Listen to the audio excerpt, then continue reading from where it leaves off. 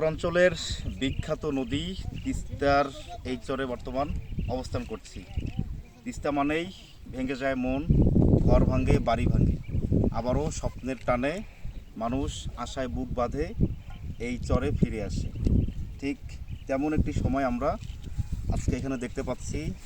এখানকার মানুষজন তাদের স্বপ্ন নিয়ে বোনা পেঁয়াজ তারা তুলে নিচ্ছেন। প্রবল বন্যার কবলে পড়ে সেই পেঁয়াজের ফলনও খুব একটা ভালো হয়নি।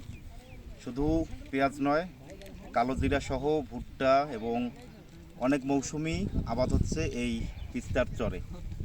তিস্তা মহাকর পরিকল্পনার বাস্তবায়ন হলে হয়তো এই তীরে স্বপ্ন দেখা মানুষগুলো দুদণ্ড শান্তি খুঁজে পাবে।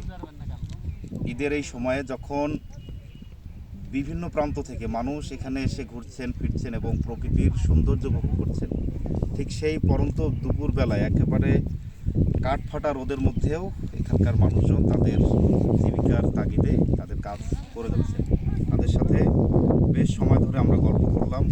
তাদের জীবন যেখানে যেমন সেই গল্পগুলো আমরা শোনার চেষ্টা করলাম, আপনাদের সামনেও একটু তুলে ধরলাম। ধন্যবাদ সবাইকে।